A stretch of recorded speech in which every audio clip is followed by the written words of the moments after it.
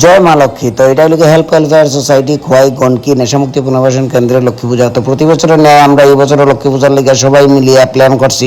তো সবাই মিলে স্টার্ট করছি। তো আমি আলপনা স্টার্ট করলাম, আর আমার সঙ্গে আরেকজন আছে লরেন্স দেববর্মা গয়া। তো খুব সুন্দর আলপনা করে, আমার থেকে অনেক ভালো করে, অনেক প্র্যাকটিস আছে তার। আর এটা হলো আমরা লক্ষ্মী মূর্তি। তো আমরা সবাই মিলে পূজার আয়োজন শুরু করলাম। মূর্তি এনে তো বয়লা মূর্তি তো কালকেই কিনে নিছিলাম। তারপরে শুরু হইল গিয়া খাওয়া দাওয়ার সরঞ্জাম বানানি, লুচি, এরপর দিকে তিলের লাড্ডু, নারকেলের লাড্ডু, সব কিছু আমরা নিজের হাতেই তৈরি করে সব কিনে আনছিলাম আগের দিনেই। তো সব বানানি হয়ে গেছে। আর আমরা ফল পাশে সব কাটে রেডি ব্রাহ্মণের অপেক্ষা করতেছি, কোন সময় যে আইব ঠিক নাই। তো একটু আমরা সবাই মিলে টাগলামি করলাম, মজা মস্তি করতেছি আর সবাই মিলিয়া।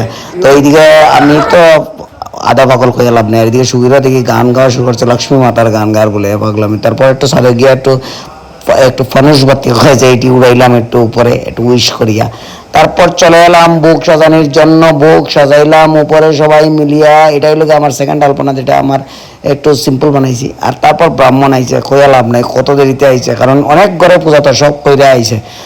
ব্রাহ্মণ দিয়ে করানোর কারণ হলো আমরা কাটা মূর্তি আনছিলাম, তো যজ্ঞ করতে লাগে। তো যজ্ঞ ব্রাহ্মণ ছাড়া কীভাবে হইব, সেই কারণে।